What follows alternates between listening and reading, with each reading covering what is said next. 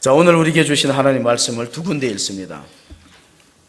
하나는 출애굽기 20장 14절하고 마태복음 5장 27절 읽습니다.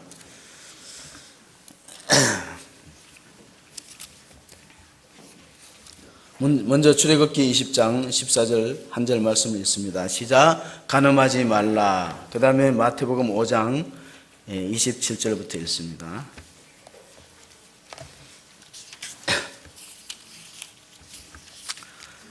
32절까지 하나님 말씀을 같이 봉독합니다. 시작. 또 간음하지 말라 하였다는 것을 너희가 들었으나 나는 너희에게 이르노니 음욕을 품고 여자를 보는 자마다 마음에 이미 간음하였느니라.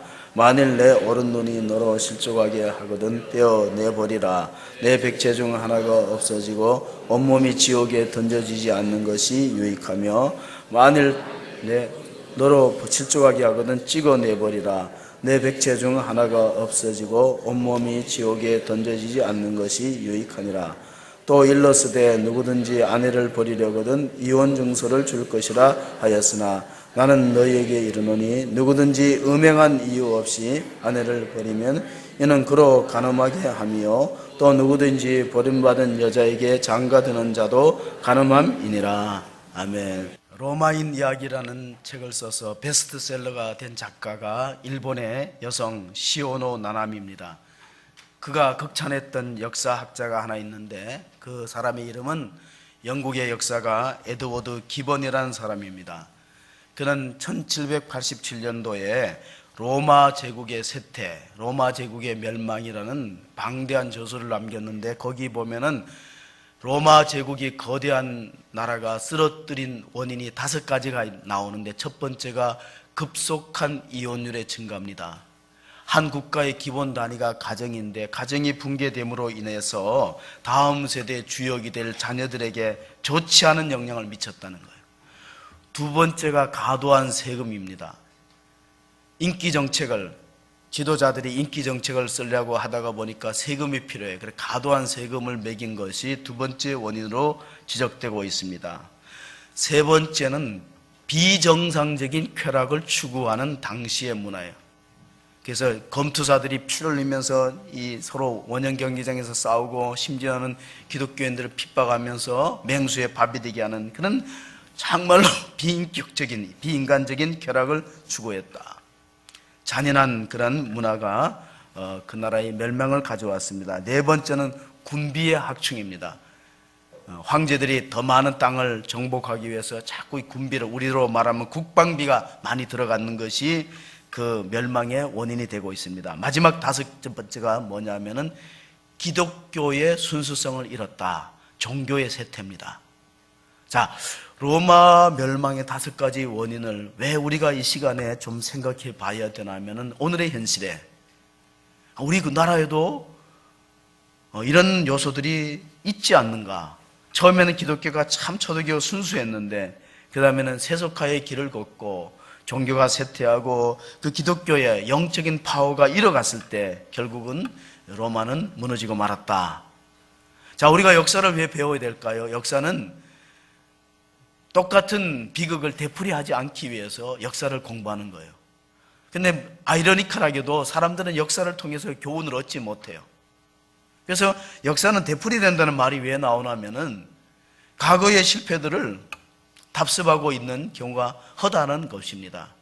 로마 제국의 거대한 나라는 헬라라는 국가를 군사력으로는 이겼지만은 헬라의 다신 문화와 그리고 그 헬라의 태폐적인 그런 문화의 벽은 넘지 못하고 결국은 나라를 무너뜨리고 말았습니다. 현대를 가리켜서 3S의 시대라고 불러요. 영어 첫 글자가 S인데 첫 번째는 사이언스, 스포츠, 섹스. 사이언스는 과학 만능주의예요. 과학이 굉장히 중요하다. 과학지상주의. 두 번째는 스포츠에 열광합니다. 사람들은 스포츠 신문도 보고 또 TV에 스포츠 중계도 보고 거기에 몰입을 해요. 세 번째는 성의 개방화.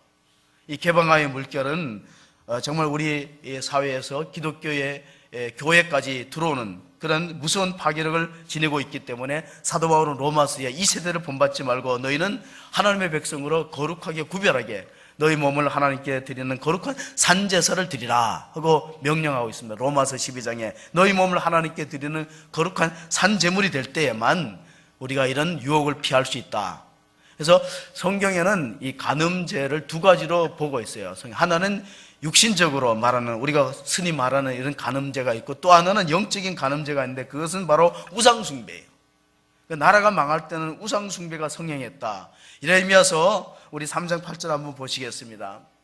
같이 읽어봅니다. 내게 배역한 이스라엘이 간음을 행하였으므로 내가 그들을 쫓았고 그에게 이혼서까지 내주었으되 그의 반역한 자매 유다가 두려워하지 아니하고 자기도 가서 행음함을 내가 보았노라. 예레미야 선지자가 이스라엘과 유다를 비교합니다. 이스라엘은 북쪽을 다스렸던 나라고 남쪽은 유다인데 언제 멸망하나 하면 이스라엘은 아수르, 지금 시리아라는 나라에 주전 722년도에 나라를 무너뜨리고 맙니다. 그리고 나서 이제 유다는 명맥을 이어오는데 유다도 동일하게 하느님을 떠나서 이방신들에게 제사하고 행음함, 영적으로 간음하기 때문에 왜 자매 유다가 이스라엘의 전철을 그대로 밟고 있느냐? 예레미야 선지자의 탄식입니다. 반역한 자매 유다가 두려워하지 않고 자기도 똑같은, 그래서 역사를 보면은 주전 586년에 한 150년도 견디다가 이 남쪽의 유다는 바벨론이라는 나라, 지금 이라크 땅에 있는데 거기 망하고 맙니다. 그래서 이 간음이라는 것은 영혼을 파괴시키고 가정을 붕괴하고 나라를 멸망을 초래하는 심각한 죄로 성경은 지적하고 있는데, 우리가 잠언서 6장 32절도 한번 읽어보겠습니다. 같이 읽습니다. 여인과 간음하는 자는 무지한 자라. 이것을 행하는 자는 자기 영혼을 망하게 하며, 첫째는 육신적으로 죄를 짓는데 이게 영적으로 영향을 미친다는 거예요. 하나님 앞에 나오기를 꺼려하고 하나님과 관계가 끊어지고 그 영혼을 멸망에 빠뜨리는 죄를 범하게 되고, 두 번째로는 가정이 이로 인하여서 갈라서게 되고 가정이 붕괴되고 결국은 나라까지 영향을 미치기 때문에 이 제7계명을 범하는 것은 개인적인 문제가 아니라 이건 사회적인 제약이다. 기독교 윤리학자들이 그렇게 말했어요. 이건 한 개인의 문제가 아니라 사회의 문제인데, 근데 우리나라는 어떻게 결정했냐면 작년에 2015년도에 우리 대법원에서 간통죄를 폐지했어요. 그것들이 앞으로 이제 연구해 보면은 우리 가정에 어떤 좋지 않은 영향을 미칠 것인가, 그런 데이터들이 나올 것입니다. 데살로니가전서 4장에 보면은 하나님의 뜻은 이것이니 너희의 거룩함이라 그랬어요. 우리가 하나님 뜻은 항상 기뻐하고 쉬지 말고 기도하고 범사에 감사하는 것이 그리스도 안에서 너희를 향하신 하나님의 뜻이라. 그게 데살로니가전서 5장에 있는데 4장에 보면은 하나님의 뜻은 너희의 거룩함이니 각각 음란을 버리고 거룩함과 존귀함으로 자기 안에 취할 줄 알고, 이런 것들이 바로 하나님이 우리 믿는 가정에게 주시는 교훈인데, 이스라엘 민족들이 광야에서 40년 동안 행군하다가 결국 모압 땅에 들어와서는 그쪽에 여인들하고 같이 행음함으로 하나님이 진노하셨던 사건이 있어요. 왜냐하면 우상 숭배를 하는 것은 하나님을 배신하는 죄고 간음은 배우자를 배반하는 죄이기 때문에 세상과 벗된 삶이 결국은 한 가정의 비극을 초래한다. 야고보서 4장 4절을 우리가 한번 읽어보겠습니다. 야고보서 4장 4절을 함께 읽습니다. 간음하는 여인아, 세상과 벗된 것이 하나님과 원수됨을 알지 못하느냐? 그런즉 누구든지 세상과 벗이 되고자 하는 자는 스스로 하나님과 원수가 되는 것이니라. 아멘.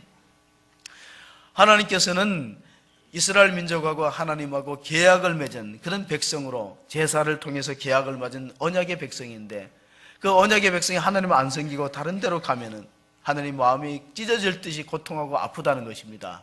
배우자와 가정의 관계도 똑같습니다. 호세아서 2장 16절에 보면은 하나님께서 이스라엘 민족의 남편이라 그랬어요. 이런 말씀이 있습니다. 보시겠습니다. 여호와께서 이르시되 그날에 내가 나를 내 남편이라 일컫고 다시는 내 바알이라 일컫지 아니하리라. 이스라엘 민족들이 많이 빠졌던 우상 숭배가 바알을 숭배하는데, 바알은 농경신이에요. 근데 바알 신전에 가면 여자 사제들이 있는데 제사를 드리는 남성들하고 같이 관계를 가져요. 남성들이 그런 일에 많이 빠져들었어요. 유대인 이스라엘 민족들이. 좋거든요. 그러니까 제사라는 명목 속에서 이 바알 신전에 있는 여성들과 관계를 맺으면은 바알 신이 비를 많이 내려서 땅을 비옥하게 하는 다산의 신을 섬겼어요. 그게 바알과 아세라의 이스라엘 민족이 많이 넘어지고, 그것이 마치 호세아 선지자에게는 아내가 남편을 버리고 다른 남자와 눈이 맞아서 나가는 것과 같아. 그래서 다시 가서 그를 사오라. 호세아서 3장 2절에는 하나님의 말씀이 그 고멜에게 가서 다시 사오라는 말씀이 있습니다. 이렇게 기록되어 있습니다. 보시겠습니다. 내가 은 15개와 보리 한 호멜 반으로 나를 위하여 그를 사고, 행음하여 남편을 떠났던 아내 고멜을 호세아 선지자가 버리지 못하게 하나님께서 가서 사오라. 그런데 이게 값을 보니까 은 30냥하고 비슷해요. 자, 은 15개와 보리 한 호멜 반으로 하면은 15개.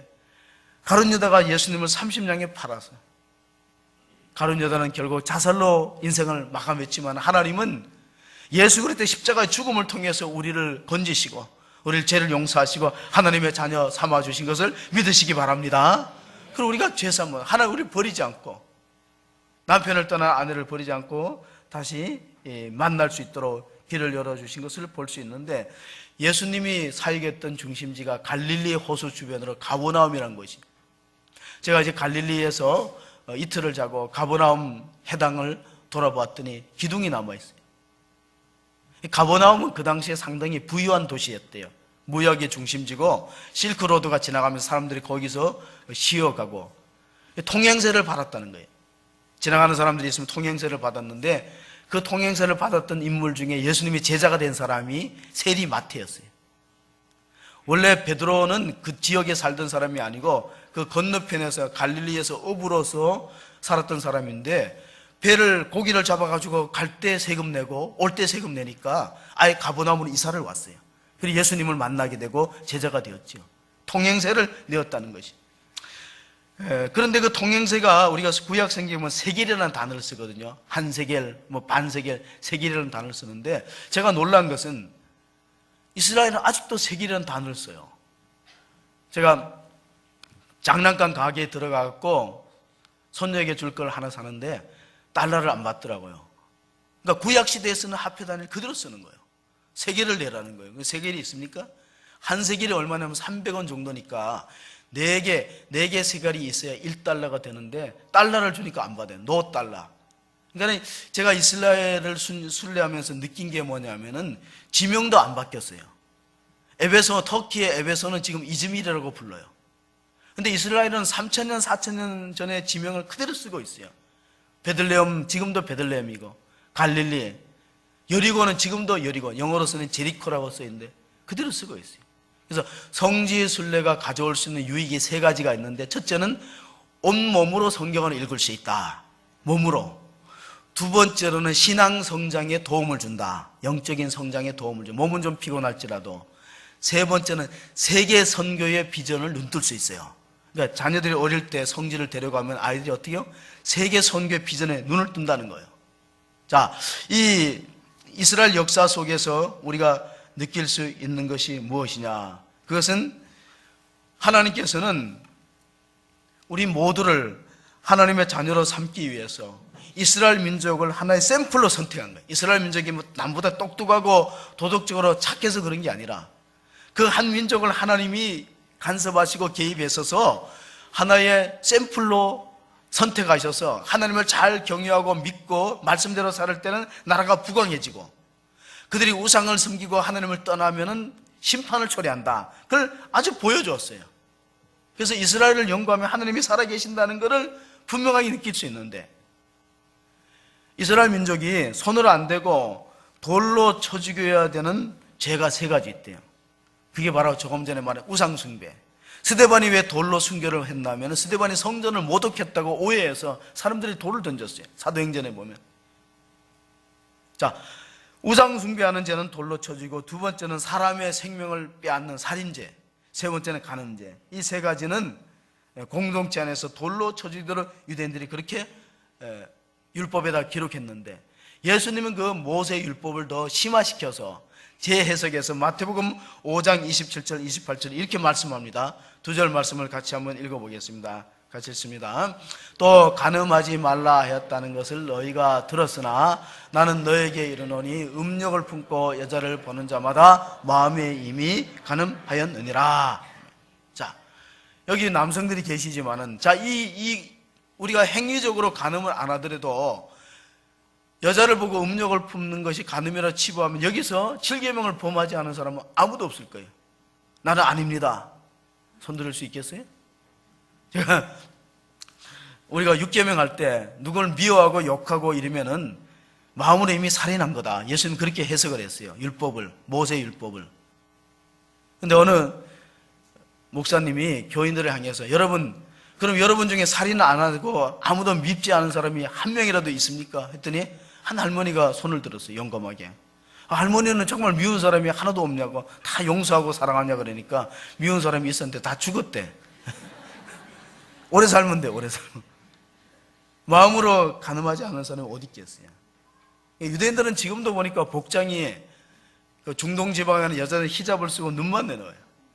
자, 이스라엘 민족이 행음했다는 모압이라는 곳을 가봤어요. 지금은 요르단 땅인데 이제 한 여성하고 사진을 찍었는데 눈밖에 안 나와 있어요. 새까만 것으로 다 동이고 자기 모습을 노출하지 않는 그런 문화를 갖고 있는데, 하나님 말씀을 율법 그대로 지키는 바리새인들은 이마에 상처가 많대요. 그러니까 이마에 상처가 많은 사람이 믿음이 좋은 사람이 돼. 여러분 이마를 한번 보세요. 여러분 옆에 있는 분 이마가 성하잖아요. 그럼 믿음이 없는 거야. 왜 바리새인들은 이마에 상처가 있는 사람이 믿음이 좋나 하면은 여자를 안 쳐다보다가 자꾸 부딪힌대. 바리새인들이 여자를 쳐다보다가 거기 아름다움에 미혹될까 봐 안 쳐다보니까 여기저기 부딪혀갖고 이마에 상처가 많은 사람은 도가 높은 사람이고 믿음이 좋다는데, 여러분 사실 그게 오늘날 현실하고 맞습니까? 우리가 과거의 유교 문화의 천년의 지배를 받을 때는 남녀가 유별했어요. 그래서 남녀 칠세 뭐 했죠? 부동석. 지금은 남녀 칠세 자동석이야. 우리가 초대교회, 한국의 문화의 초대교회 예배드린 거 보면요, 남성 자리와 여성 자리가 기역자로 이렇게 갈라져 있었어요. 지금은 그런 문화가 아니죠. 1980년대에 빌리그레암 목사님이 미국 사회를 보고 이렇게 지적했어요. 하나님이 미국을 심판하지 않으면은 소돔과 고모라에 대해서 사과를 하셔야 된다. 왜냐하면 소돔과 고모라가 성적으로 부패한 도시에서 멸망했잖아요. 지금도 영어 단어에 소도마이트를 찾아보면은 동성애자라고 나와요. 제가 조금 전에 동성애가 심각하다는 게 뭐냐면은 자녀를 군대에 보냈는데 상급자가 그 부하들을 성추행해도 걸어놓을 법이 없는 거예요. 이게 통과돼 버리면 얼마나 심각합니까? 다윗은 그렇게 의로운 자고 하나님 마음에 합한 자고 충성스러운 종인데 한번 정욕에 의해서 시험이 들고 실패하니까 자기의 충성스러운 부하 우리아를 사지로 몰고 가서 죽게 했어요. 가서 전쟁터에 가서 싸우다가 죽었다. 그리고 하나님께서 다윗의 가문을 심판하는데 어떤 일이 생겼냐면 자녀들끼리 가족 간의 근친상간, 물론 배다른 자녀지만 근친상간이 이루어지고 압살롬은 아버지를 반역하고 나라를 빼앗으려고 드러나고, 이런 모든 불행의 씨앗이 어디서 시작됐다고요? 간음죄에서 시작됐어요. 왜 집안이 콩가루가 되냐면은 부모가 하나님 말씀대로 살지 않아서.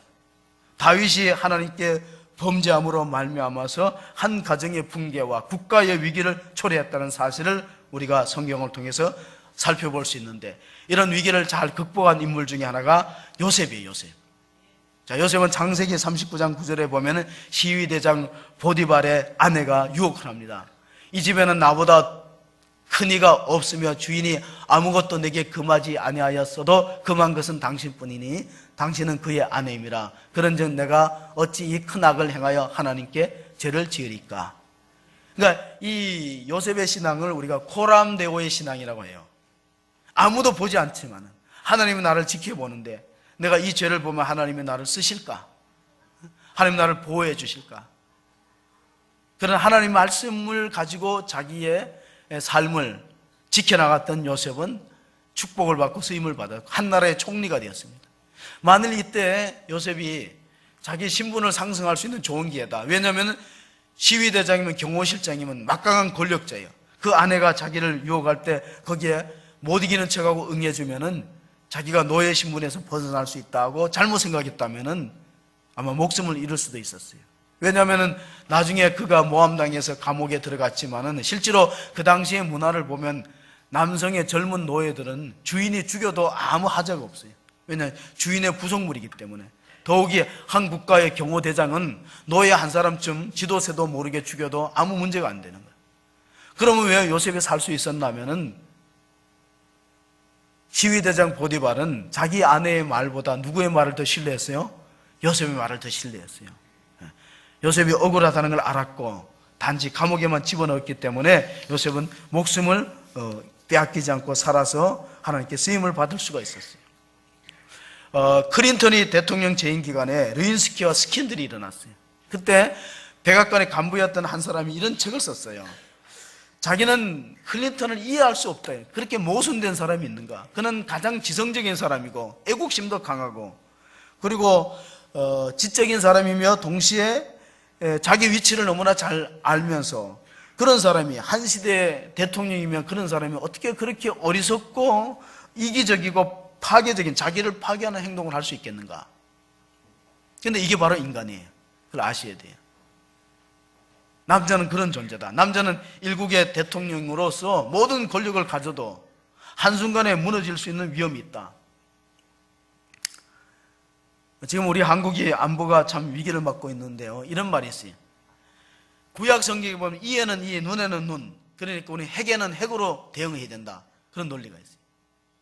사실 그게 말은 맞는 것 같지만 상당히 위험하죠. 이에는 이, 눈에는 눈, 핵에는 핵. 그래서 미국에서는 한국이 핵무장하는 걸 원하지 않아요. 오히려 사드를 배치해갖고 한국을 지켜주겠다. 그렇게 얘기하는데 이 사드가 되면 또 중국과 우리하고 관계가 나빠집니다. 미국에는 이렇게 말했어요. 중국이 북한을 압력을 행사하지 않으면 사드를 배치하겠다. 그럼 우리나라 입장에는 그것도 선뜻 할 수 없는 게 중국과의 관계가 깨어지면은 IMF가 또다시 올 수 있는 위기가 있어요. 지금 안 그래도 무역이 수출이 예전만큼 되지 않고 줄어드는데 근데 이런 결정들이 감정적으로 해서는 안 돼요. 오늘 대표 기도했지만은 감정적으로 해서는 안 돼요. 성경에 보면은 인류 역사상의 믿음으로 결정하는 4가지 중요한 조건인데 첫째로는 말씀을 통해서 기다리셔야 돼요. 이스라엘 역사를 이렇게 보면은 지금도 이스라엘 그 예루살렘을 가보니까요 펜스를 쳐놨어요. 우리가 지하철 지나가면 소음을 방지하기 위해서 펜스를 쳤는데 그게 아니고 가자 지구를 비롯해서 팔레스타인들이 거주하는 땅은 높은 담을 쳐서 그 안에서 유대인들이 그 사람들을 몰아놓고 살게 하는 거예요. 나머지 땅은 이제 또 유대인들이 살고 자동차 번호판도 노란색하고 흰색으로 구분해서 이 노란색은 아무데나 다닌 흰색은 팔레스타인 지역 안에만 운행이 되게 돼 있어요. 그 다 모든 갈등이 어디서 왔냐면요 아브라함이 한번 잘못 판단한 데서 왔어요. 아브라함이 하갈이라는 몸종을 통해서 자녀를 얻기 위해서 이스마엘이 태어났어요. 하나님은 오래 참고 기다리면은 약속의 자녀 이삭을 주겠다 그랬는데 한 10년쯤 기다리다가 안 되겠다 싶어서 인간적인 방법을 쓴 게 이스마엘이에요. 지금 중동 분쟁의 씨앗은 한 가정의 비극에서부터 시작되었어요. 이삭과 이스마엘 후손들이 지금도 싸우고 있어요. 얼마나 비극적인 일입니까? 한순간의 잘못된 판단 때문에 두 번째는 하나님의 영광을 먼저 생각하면서 믿음의 결정을 하셔야 됩니다. 세 번째는 무엇이냐? 그것은 우리가 어떻게 결정해야 되냐면 순종하는 결정을 해야 돼요. 하나님의 말씀을 우리가 듣기는 많이 듣지만 순종이 어려운 거죠. 그리고 네 번째는 이 결정을 함으로 내 마음에 평안과 기쁨이 있는가 살펴보셔야 돼요. 어떤 경우에는 자기의 이기심과 자기의 유익을 위해서 결정하지만은 그것이 오히려 더 장래에 안 좋은 결과를 가져오는데 제가 그 모압 땅을 보니까 모압 들판이 비옥한 땅이고 농사가 잘 돼요. 그러니까 성경 룻기를 읽어보면 나오미가 베들레헴에 흉년이 들으니까 모압으로 이주해 갔어요. 하나님이 원하지 않은데 좀 가난하고 힘들더라도 하나님께 예배할 수 있는 땅, 신앙을 지킬 수 있는 땅을 지켜야 되는데 모압으로 이주해 갔다가 남편이 죽고 두 아들도 잃어버렸어요. 그 다시 베들레헴으로 돌아와서 이 롯은 보아스와 결혼하고 다윗을 낳게 돼요. 다윗의 증조모가 됩니다. 우리나라의 한국의 의사들을 양성하는 학교가 지금 거창에 국제학교가 있어요.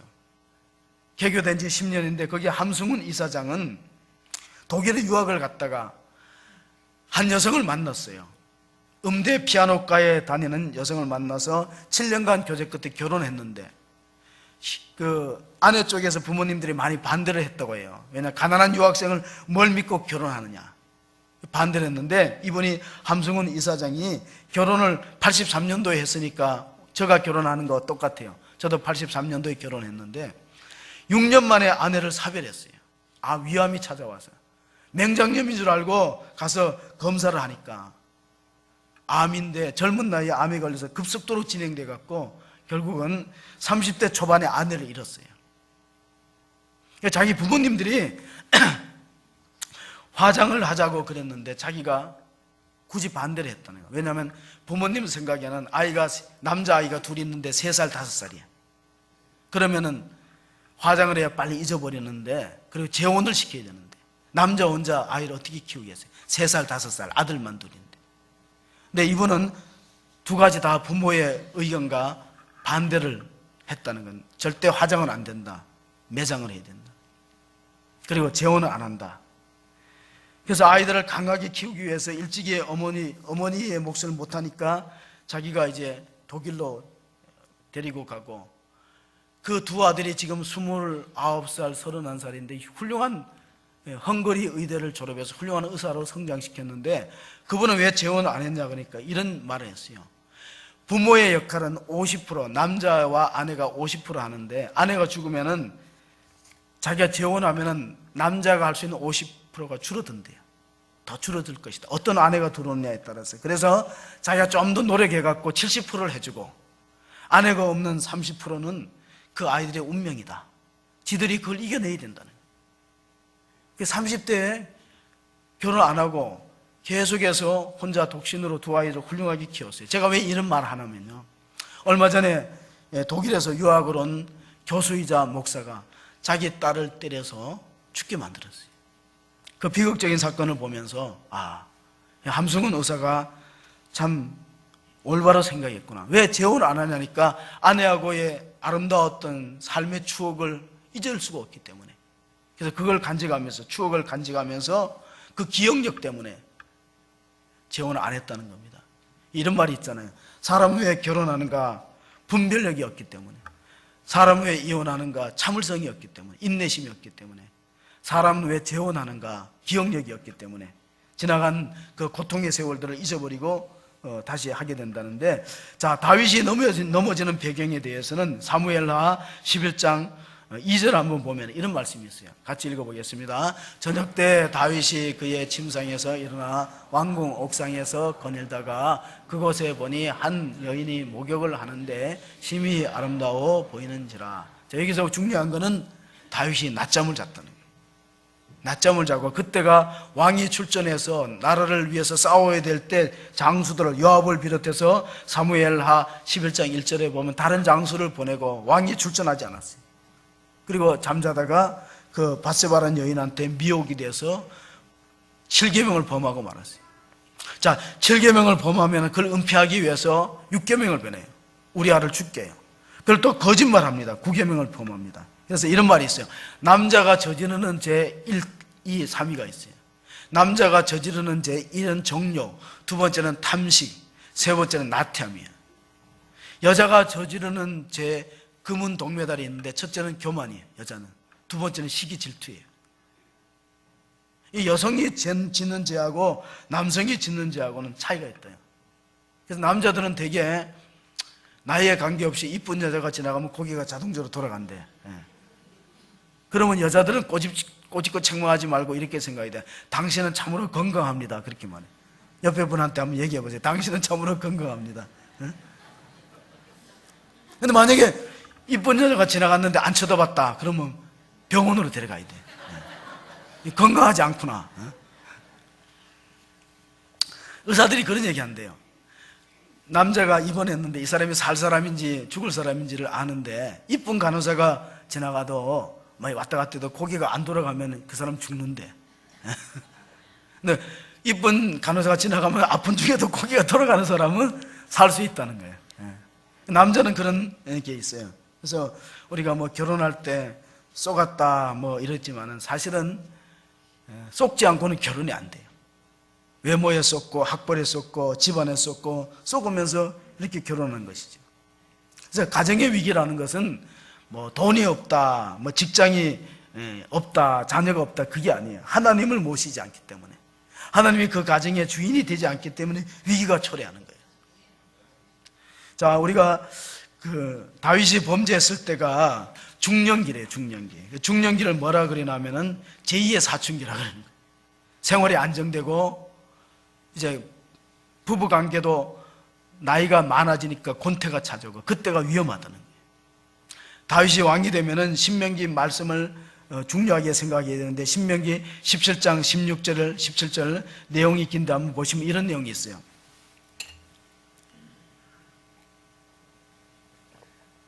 같이 한번 보실까요? 그는 병마를 많이 두지 말 것이요 병마를 많이 얻으려고 그 백성을 애굽으로 돌아가게 하지 말 것이니 이는 여호와께서 너희에게 이르시기를 너희가 이후에 그 길로 다시 돌아가지 말 것이라 하셨음이며, 17절 말씀에 보면은 그는 그에게 아내를 많이 두어 그의 마음이 미혹되게 하지 말 것이며 자기를 위하여 은금을 많이 쌓지 말 것이나. 왕이 되면은 세 가지 금기사항이 말을 많이 두지 말라, 군사력을 의지하지 말라, 그 다음에 아내를 많이 두어 마음이 미혹되지 말라, 은금을 많이 쌓아두지 말라. 그럼 뭘 해야 되나? 하나님 말씀을 계속해서 등사해서 그걸 읽고 레위인들이 기록한 하나님 말씀을 주야로 묵상하면서 그걸 따라서 살았을 때 나라가 평화로워지고 왕의 자리가 유지가 되는데, 여기에 실패한 사람이 솔로몬이에요. 솔로몬이 은금을 많이 쌓아갖고 성경에 보면은 솔로몬 시대 금이 돌처럼 흔했다는 거예요. 은금 많이. 그리고 그는 많은 부인을 뒀어요, 솔로몬이. 그래서 그 부인들이 들어올 때 시돈의 레바논 이런 지역에서 왕비들을, 공주들을 불러서 자기의 처와 첩으로 삼았을 때 어떤 일이 있었나 하면은 그 사람들이 섬기던 신이 다 들어왔어요.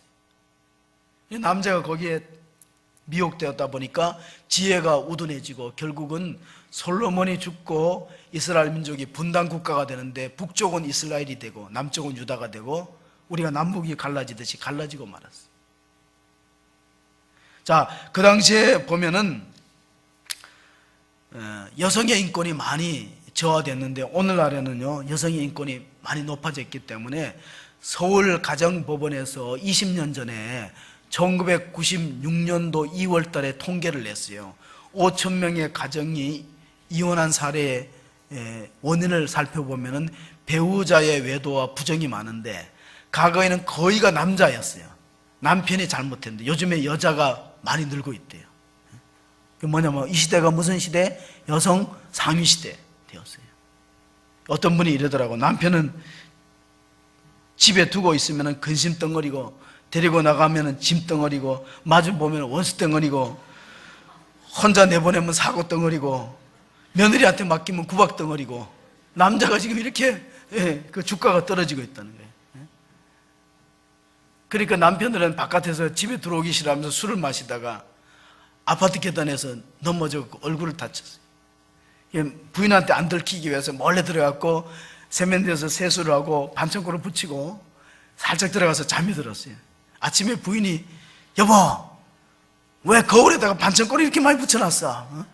술에 취해갖고 여기다 붙이는 게 아니라 반창고를 거울에다 다 붙인 거예요. 들켰죠.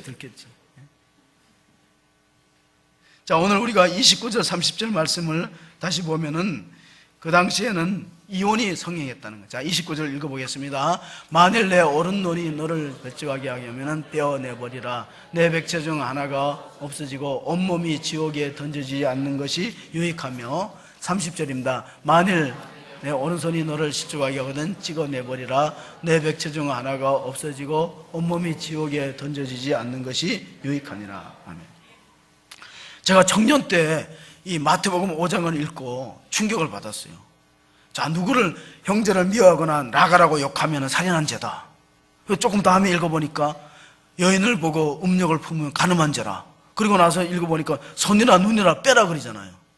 그래서 난 진짜 이걸 손을 자르고 눈을 빼야 되는 줄 알았어요. 처음에는 고민을 많이 했죠. 정말 손을 자르고 눈을 뽑아야 되는가, 눈이 범죄하니까 근데 결단력을 갖고 살아난 거죠. 남자는 그런 결단력이 있어야만 죄에 미혹되지 않는다 하는 사실을 보여주는데, 그 이탈리아에 가면 폼베이라는 도시가 있어요. 폼베이. 거기에 유적이 발굴됐는데, 그 폼베이라는 도시가 로마 귀족들의 휴양지입니다. 여름에 거기 가서 휴양하는데, 땅속에 묻혀있는, 베스비우스 하산이 폭발해서 주 79년대 땅속에 묻혀있는 그 유적지를 어떻게 고고학자들이 발굴해갖고 흙을 쫙 걷어내니까 그 속에 로마 시대의 목욕탕들, 거실들이 그대로 살아있는 채로 생생하게 발견이 됐어요. 거기 보니까 그 사람들이 상당히 문란한 삶을 살았다. 그게 다 나와 있어요. 그대로 화산재에 녹아가지고. 그러므로 성경은 우리들한테 교훈을 주는 게, 가정이 무너지고 성적으로 방종하는 결과는 나라를 잃게 된다는, 나라. 그게 폼페이의 최후가 보여주고 소돔과 고모라 성이 보여주는 사건입니다. 베들레헴 예수님이 태어난 곳에 가면은 교회가 많이 지어졌는데, 예수님의 탄생교회가 있고 목자들의 교회가 있어요. 예수님이 탄생된다는 것을 예고했던 목자들의 교회가 있는데, 그 교회를 지었던 사람이 다 콘스탄틴 황제 어머니 헬레나였어요. 그러니까 콘스탄틴이 기독교를 인정하는 원인에는 어머니의 영향이 컸다는 거예요. 어머니가 신앙이 좋아서 예수님이 태어났던 곳에다가 교회를 짓고, 베들레헴에 목자가 나타났던 장소에다가 교회를 짓고, 그런 교회를 많이 지었어요. 그래서 초대교회가 그렇게 로마 정권을 이기고 기독교가, 국교가 공인됐는데, 그 후에는 오히려 세속적인 물결이, 잘못된 문화가 들어와갖고 교회가 점점 힘들어졌어요. 그래서 종교개혁이 일어났거든요. 종교개혁이 1517년에 일어났을 때 가톨릭의 부패를 저항해서 성경 말씀으로 돌아가자 하고 종교개혁이 일어났어요.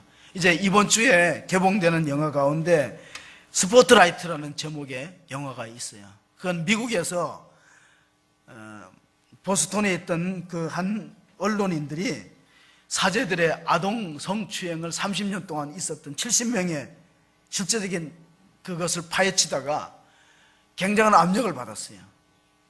천주교는 힘이 강하기 때문에 언론인들이 그걸 파헤치는 것을 방해하고 어려움을 줬는데, 끝까지 그 기자들이 파헤쳐갖고 가톨릭 내부에 있었던 일들, 우리 개신교도 물론 그런 일들이 있지만은 그것을 가지고 폭로해서 플리처상을 받았어요. 언론인들이 받을 수 있는 최고의 상에. 그걸 이제 만들어낸 것이 스포트라이트라는 거예요. 그 루터가 종교개혁을 일으키면서 이런 말을 했어요. 우리는 나쁜 생각이 많이 지나간다. 그러나 새가 머리 우려 지나가는 것은 막을 수 없지만은 새가 머리에다가 둥지를 두는 것은 막아야 된다. 우리는 그렇죠. 우리는 완벽한 사람이 아니니까 실수하고 넘어질 수 있는데 누구나 예외가 아니라는 거예요. 어떤 목사님이 결혼 기념일 날 주일이 돼갖고 설교를 하고, 우리 결혼 기념일이니까 저녁에 나가서 식사를 하자. 자동차를 몰고 나가는데 사모님이 옆에 있다가 한마디 했대요. 오늘 설교가 너무 마음에 안 들었다고, 못했다고 그랬어요.